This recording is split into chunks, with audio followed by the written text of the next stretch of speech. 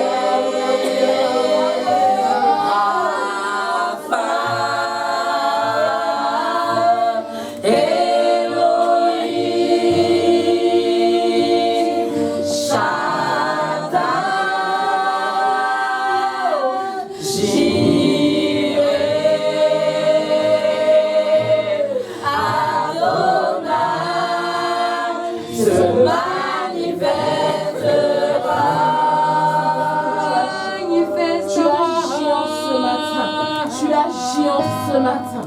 Tu as avoué. Nous t'aimons, Seigneur.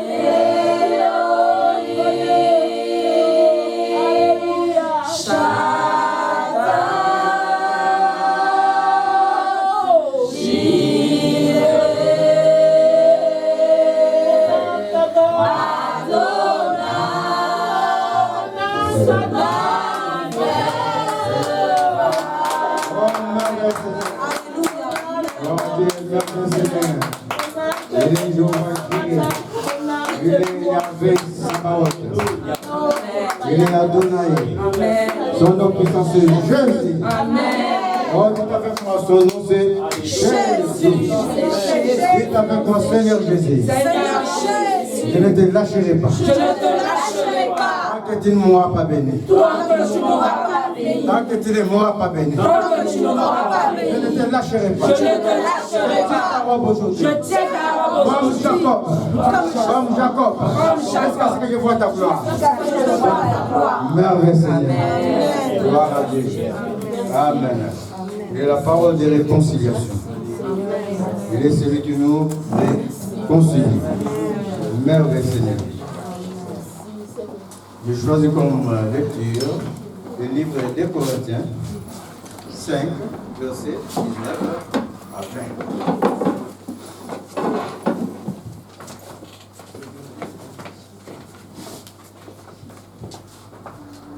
En effet, Dieu était en Christ. Il réconciliait le monde avec lui-même en ne changeant pas les hommes de leurs fautes, et il a mis en nous la parole de la réconciliation. Nous sommes donc des ambassadeurs pour Christ, comme si Dieu adressait par nous son appel. Nous supplions au nom de Christ, soyez réconciliés avec Dieu. En effet, ce qui lui n'a pas connu le péché, il a fait devenir péché pour nous, enfin, qu'en lui nous devenions justice de Dieu. Amen. Amen. Amen. Le livre des 2 Corinthiens 5, quand on vient de lire, dit ceci. Car Dieu était en Christ. Merveilleux Seigneur. Amen. Car Dieu était en Christ. L'apôtre Jean. C'est un livre que je vous conseillerais de lire, parce que de tous les apôtres, l'apôtre Jean est celui qui, dans ses écrits, a montré Christ comme Dieu. Amen. Paul a repris après, mais celui qui a parlé de Christ comme Dieu, c'est l'apôtre Jean. C'est un livre d'esprit par excellence. Quand tu lis le livre des Jean, mes chers amis, c'est un livre d'esprit par excellence. Amen, amen.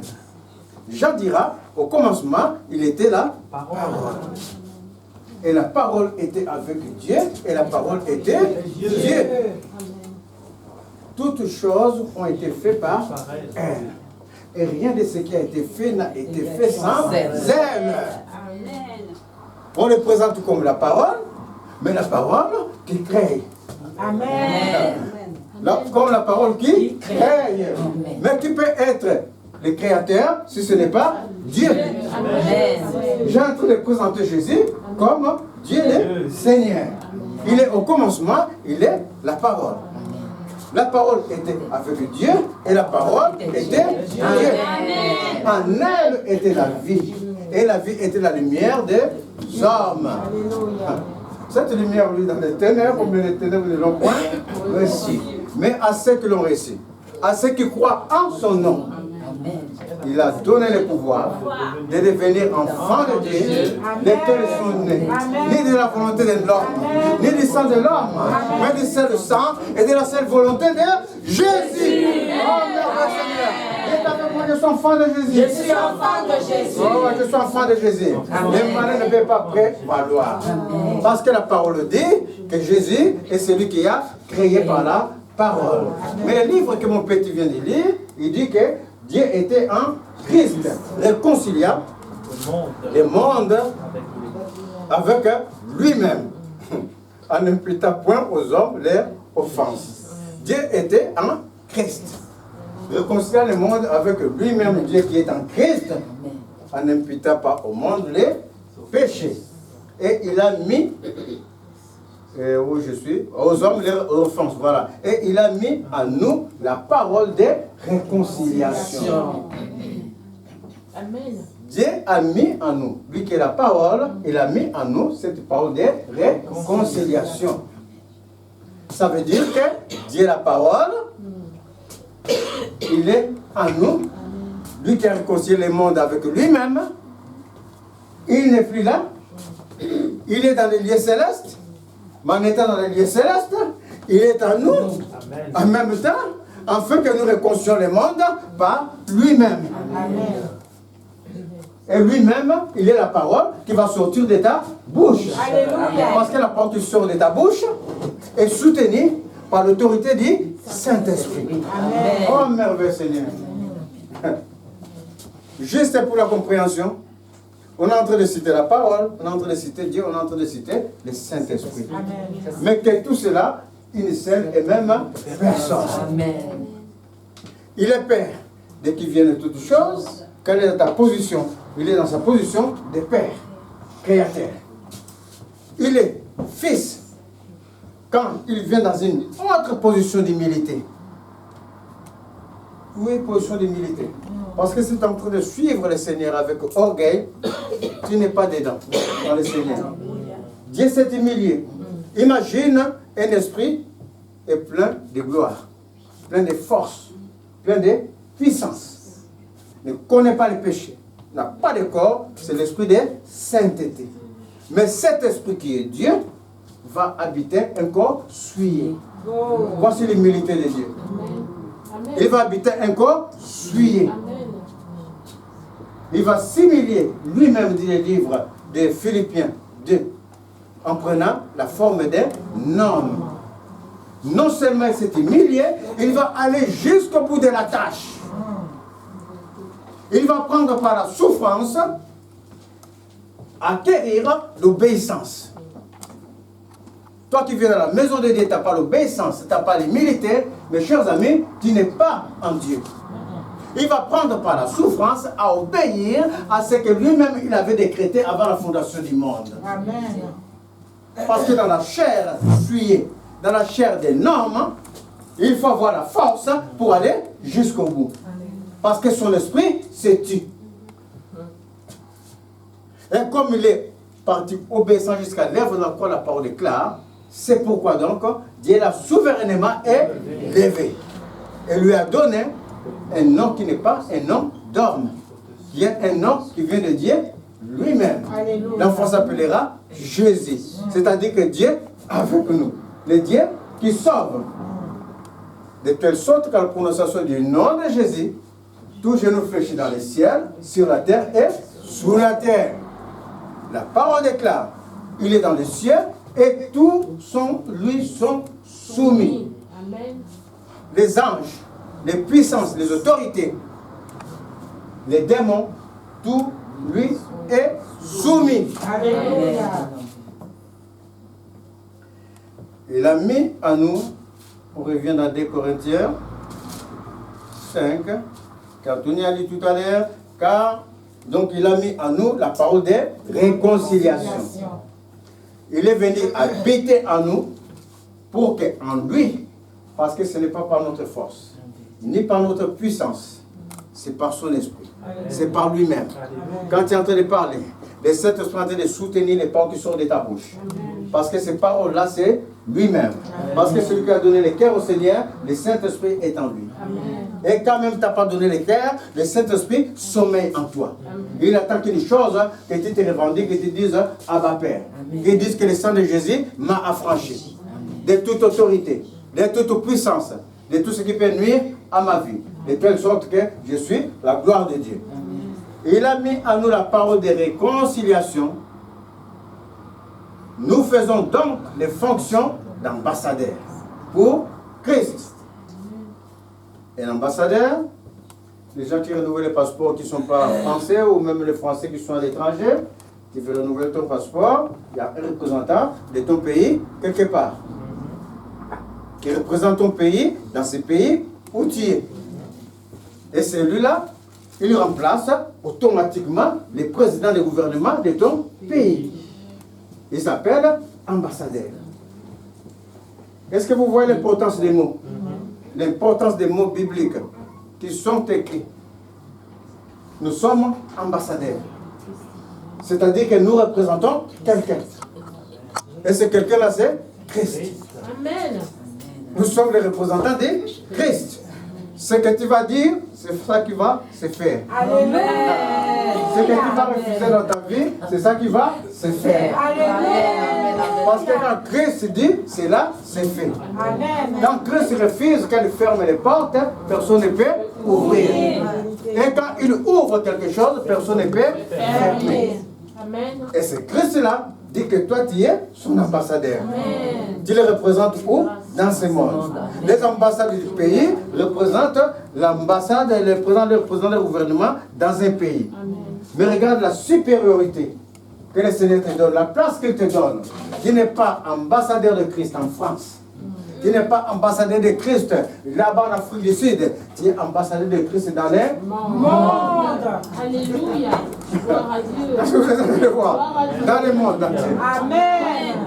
Tu es ambassadeur de Christ. Tu es représentant de Christ. Tu as la puissance de Christ. Ah, dites avec moi, j'ai la puissance de Christ. J'ai la puissance de Christ. Car ce que je désire aujourd'hui. Ah, ça va se faire au nom de Jésus. Ça va se faire au nom de celui qui m'habite. Et celui qui m'habite s'appelle Jésus. Ce que je vais refuser dans ma vie aujourd'hui. Oh, ça va être refusé. Dans le monde spirituel, ils vont fléchir genoux. Il a tout mis sous ses pieds. En mettant tout sous ses pieds, il nous a élevés avec lui dans les lieux célestes. Christ n'a pas dit qu'il nous a élevés dans les lieux terrestres. Parce que tout ce que nous subissons, tout ce que nous vivons dans le monde, vient d'un seul monde. C'est le monde des esprits. Nous ne luttons pas contre chair et sang. Jamais. La souffrance a été programmée. Ta vie elle-même a été déjà programmée par le Seigneur. Nous ne sommes que, nous sommes en train de rentrer dans notre place prévue. Amen. Nous sommes en train, dites avec moi que je suis en train de rentrer. Même si les circonstances me montrent le contraire. Oh, mais je suis en train de rentrer dans ma place. Que Dieu a prévu. Amen. Dieu a tout prévu. Dieu a tout accompli. Avant que tes fils ne te connaissaient. Avant que tu sois sorti du ventre de ton mère, il t'avait consacré apôtre des nations. Tout a été fait. Amen. Et il a mis en nous la parole de réconciliation. Voilà, les fonctions d'ambassadeur pour Christ, comme si Dieu exhortait par nous. C'est-à-dire que quand l'ambassadeur de France, il est là aux États-Unis, les trucs, quand il est en train de parler, c'est comme si Macron est en train de parler à ce président-là. Ça veut dire que quand on est en train de parler, les gens sont en train d'écouter. C'est comme si ces gens-là sont en train d'écouter Jésus parler. Quelle joie. Ça, c'est trop fort. Amen. C'est tellement fort Alléluia. Merci. que ça devrait nous ramener à l'humilité. Amen. C'est tellement fort, c'est la joie pour nous. Mais comme le maître a souffert, le serviteur ne dépassera pas le maître. Ce n'est pas la souffrance, ce n'est pas l'humilité, ce n'est pas l'obéissance que notre maître a souffert tout cela pour réconcilier le monde. Nous, si on marche avec orgueil, si on marche avec or, argent, notre intelligence et tout, ça ne peut pas. On ne peut pas représenter le maître. Pour représenter le maître, il faut avoir les qualités du maître. Amen. Le maître a des qualités. Amen, amen. Le maître a autre chose, des attributs que nous ne pouvons pas acquérir. La toute-puissance, l'élévation, la gloire. Amen. Mais par sa grâce, il t'a élevé déjà un tout petit peu dans les lieux célestes. Il t'a élevé déjà dans les lieux célestes. De telle sorte que quand il marche, il y a des gens qui voient. Des mondes des ténèbres. Les démons, ils voient.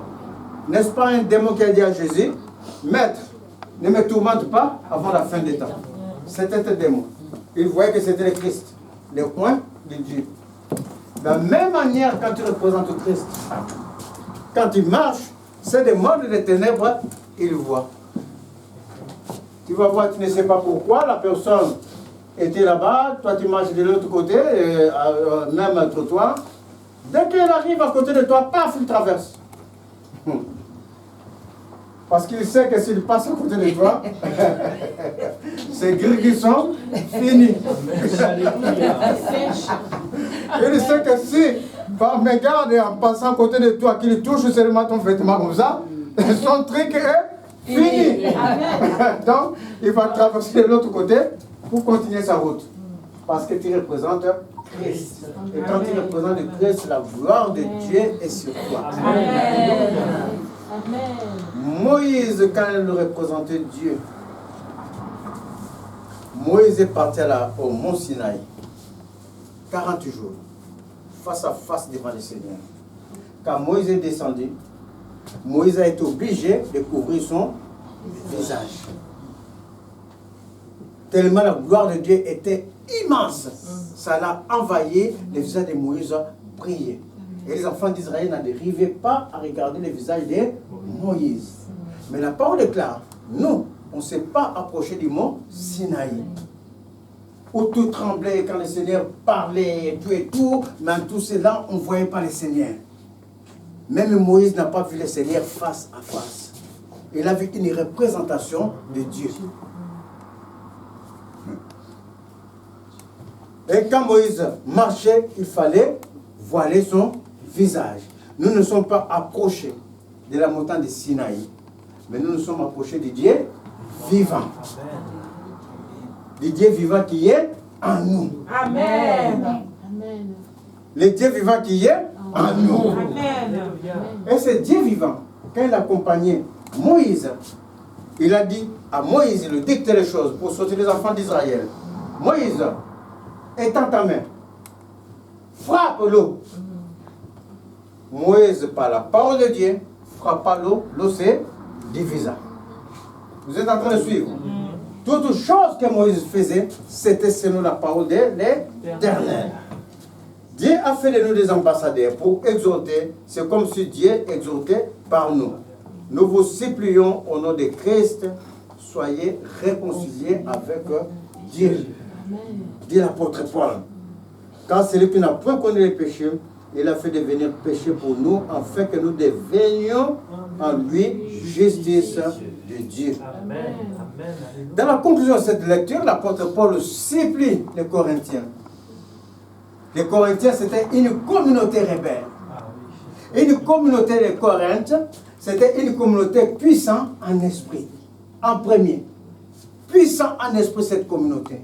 Mais pendant que c'était puissant en esprit, là où il y a l'esprit de Dieu, si on ne fait pas attention, là où il y a l'esprit de Dieu, si on ne s'accroche pas à Christ, là où il y a l'esprit de Dieu, si on ne s'attache pas à celui qui fait notre valeur, c'est-à-dire Jésus, l'esprit malin, il est à côté. Il y a eu une grande débandade à Corinthe.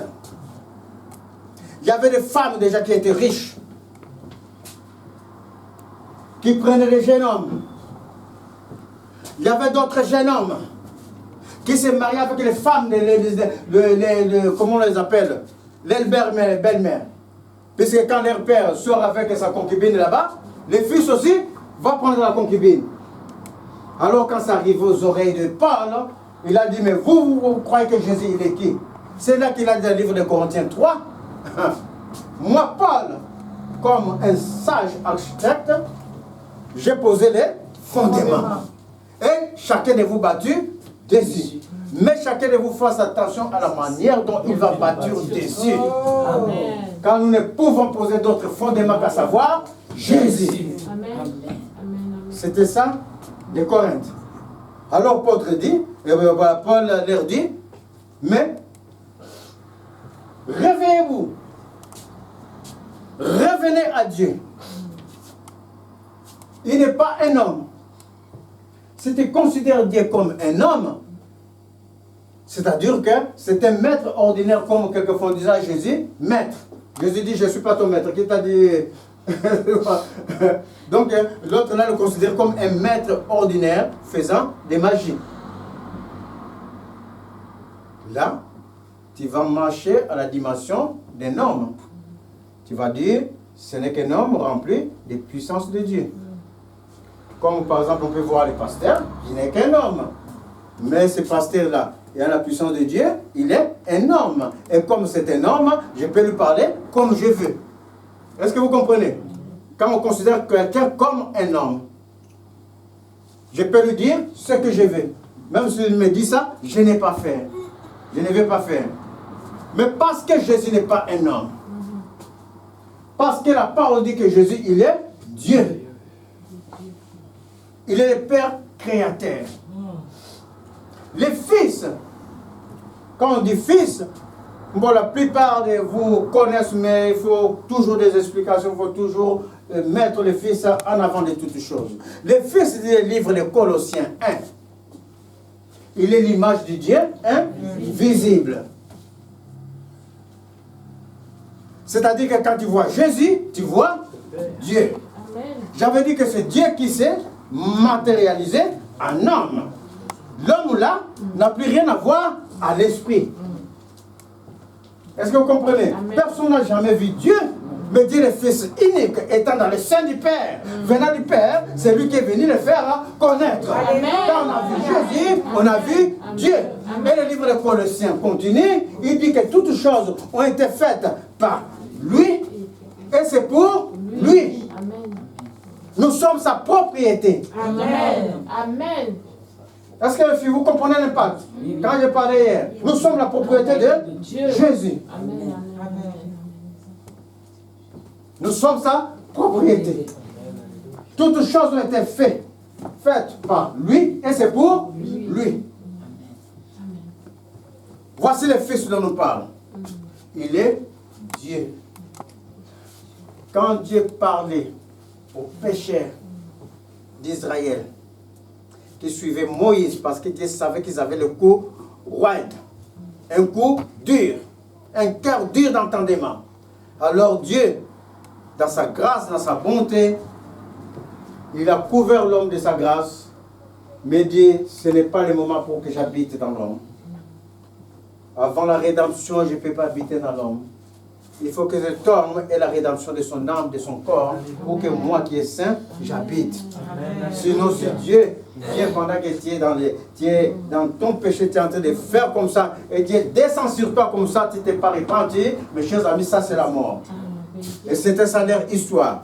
Alors, le Seigneur va descendre sa gloire dans la nature. Car le ciel raconte la gloire de Dieu. Il va descendre dans la nature. Ils vont entendre la voix de Dieu. Et pendant qu'ils entendent la voix de Dieu, mes chers amis, ils attendent aussi les trompettes, les anges sont en train de chanter. Mais dans tout cela, ils ne voient personne. Mais pendant qu'ils ne voient personne, il y a une telle gloire, il y a une telle puissance. La terre est en train de trembler. Ils savent que quelque chose est en train de se passer. Quelque chose de supérieur qui nous dépasse. Il y a un être supérieur qui est Dieu qui est là. Alors Moïse, nous avons peur. Parle-nous toi. Parce que pendant que Dieu est en train de parler, les gens sont en train de mourir. Ceux qui sont appelés dans le péché. Parce que Dieu a dit à Moïse, trace un trait, qu'on ne dépasse pas ce trait. Moïse, nous avons peur. Parle-nous, toi, Moïse, on va écouter. Voilà ce qu'il est Dieu. Amen. Et ça, ce n'est que la gloire, une représentation de Dieu. Mais maintenant, la parole déclare que cette gloire, ce Dieu habite en nous. L'importance des paroles que nous entendons, ce n'est pas que quand on a fini de lire, on a fini d'entendre, c'est fini. Il faut qu'on mesure l'importance des paroles. Il faut qu'on mesure l'implication des paroles dans notre vie. La parole déclare que le Dieu est vivant, le Dieu est grand, le Dieu qui n'a besoin de personne, le Dieu qui existe par lui-même. Non seulement il existe par lui-même, le Dieu qui a tout créé. Non seulement qu'il a tout créé, le Dieu qui te donne la vie. Non seulement il te donne la vie, la parole déclare dans le livre de 2 Pierre, Jésus nous défend. Et ce Dieu-là n'a pas choisi de rester dans le ciel. Par sa toute puissance, ce Dieu-là est revenu habiter en toi, en esprit. De telle sorte que la parole dit, vaut mieux ne pas connaître. Est-ce que vous comprenez? Mes chers amis, vaut mieux ne pas connaître. Quand tu es ignorant de la parole de Dieu, tu vis comment? Tu veux vivre. C'est pas grave. Est-ce que tu comprends? Dieu va disposer le temps pour t'appeler. Amen. Amen. Dieu, quel que soit le temps, il dispose des situations pour appeler celui qui ne connaît pas sa parole. Amen. Parce que Jésus ne va perdre personne. Alléluia. Ah, mes chers amis, Jésus ne perdra personne. Il n'est pas venu pour condamner. Il n'est pas venu pour perdre. Est-ce que vous comprenez? C'est pour gagner ses âmes. Amen. C'est pour gagner ce que lui, il a créé. Il va perdre personne. Mais quand tu as fini de connaître, dit la parole, c'est comme, et que tu continues de vivre comme tu vivais avant, dans la débandade. C'est comme si tu voulais crucifier le Seigneur 2 fois, alors que cela était possible. Il l'a fait une fois pour toutes. Donc la condition de cet homme va s'empirer, être encore pire que sa première condition. Parce que tu ne prends pas Dieu au sérieux. Tu ne prends pas les affaires de Dieu au sérieux.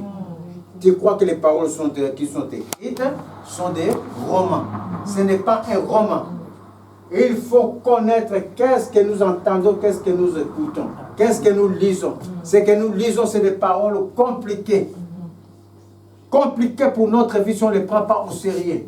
Parce que quand on dit que Dieu habite en toi, et que toi, le lendemain, la nuit, tu vas te masturber, ça veut dire que c'est Dieu qui se masturbe.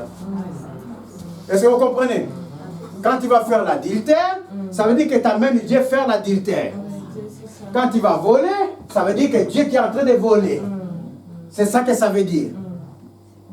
Est-ce que vous êtes en train de suivre? Toute chose que tu vas faire, ça veut dire que c'est Dieu qui est en train de faire la chose.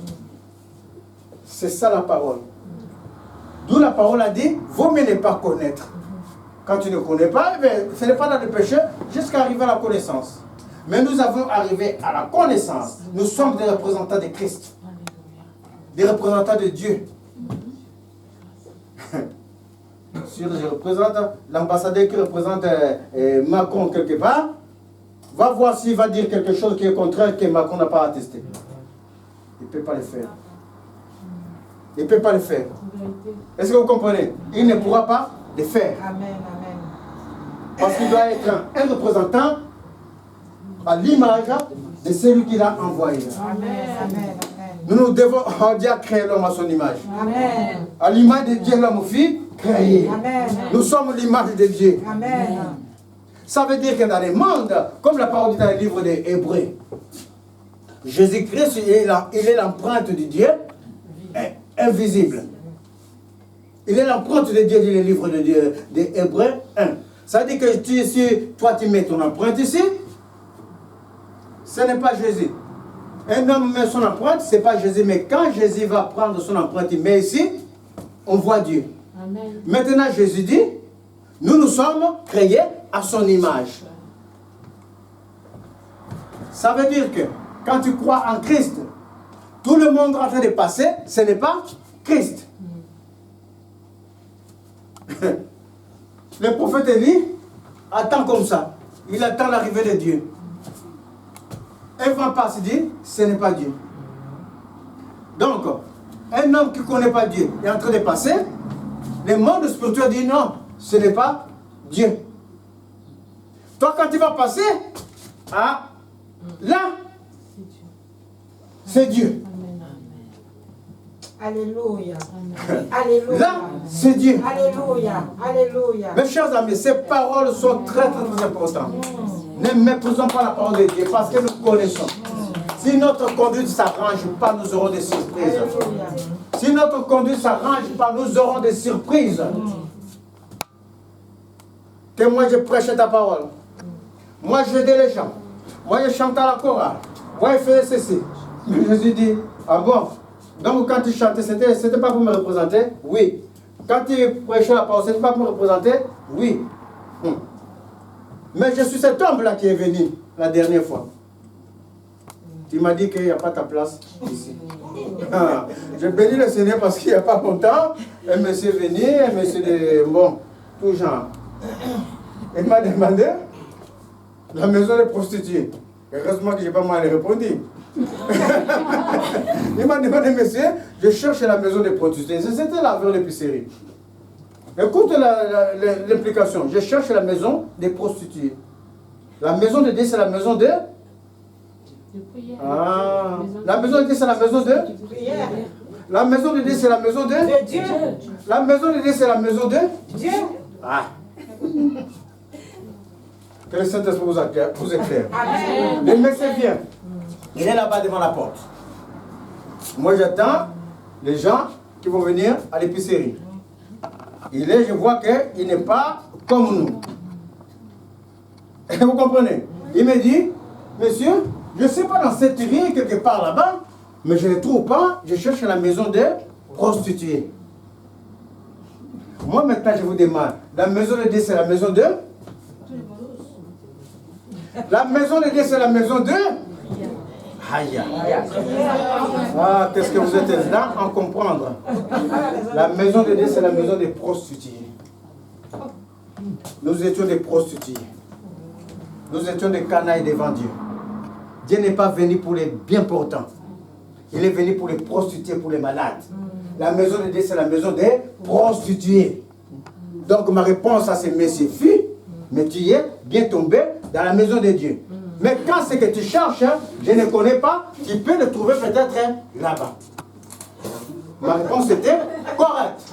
Mais si directement, la prostituée vient pour être dans la maison de Dieu, moi je te dis que ta place de prostitution, ce n'est pas ici, c'est directement là-bas. Ça, je suis en défaut devant le Seigneur. C'est pour ça que je suis en train de réveiller votre mémoire. La maison de Dieu, c'est la maison des prostituées. C'est la maison des voleurs. C'est la maison des menteurs. Et ils doivent venir à Dieu. Amen. Jésus n'est pas venu pour les gens qui se croient justes. On est là. Vous êtes là à comprendre. On a compris. Parce que si tu es juste, ta place n'est pas là. C'est parce que nous sommes pécheurs et que sa grâce subsiste à nous. Amen. Voici pourquoi sa maison est la maison de ceux qui ne connaissent pas Dieu. Est-ce que vous comprenez? Ça, on doit faire attention à ce genre de choses. Il faut savoir distinguer. Si c'est le juste, Jésus n'allait pas venir. C'est parce que l'homme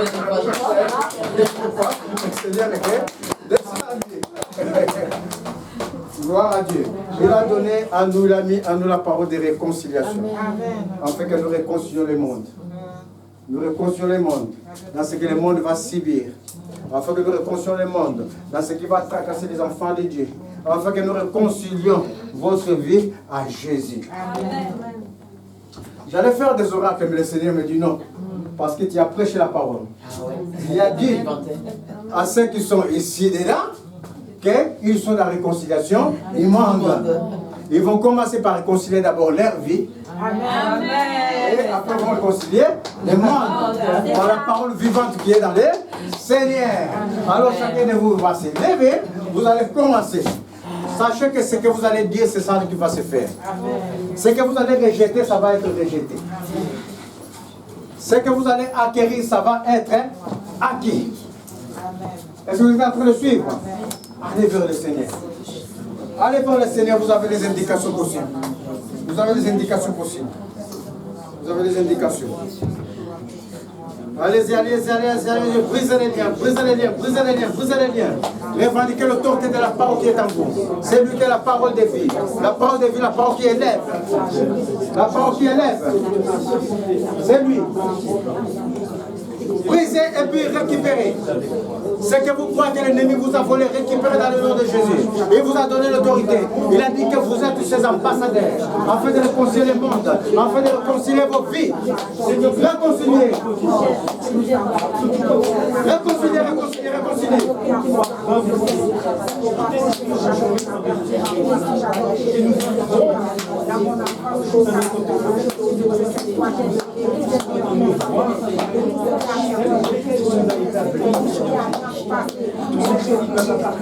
Détruisez ce que vous allez prononcer de votre bouche sera détruit.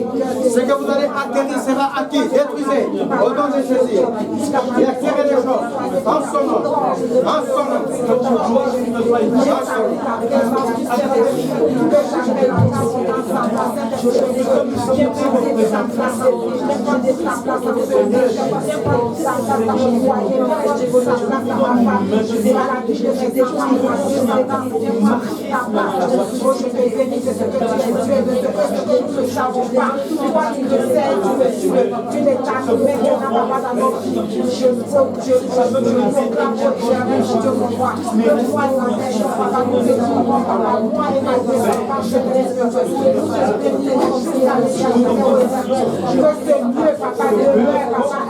Que vous soyez son ambassadeur. Élevez la gloire de Dieu. Élevez l'autorité du Saint-Esprit. Élevez-les.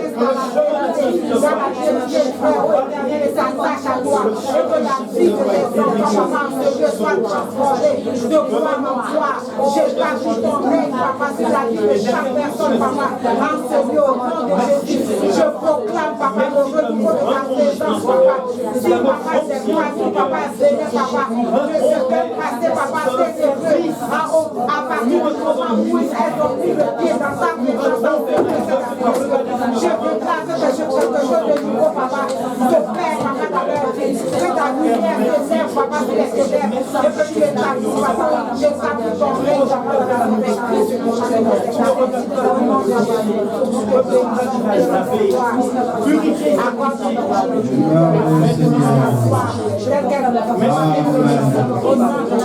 Nous allons réconcilier nos vies avec Christ.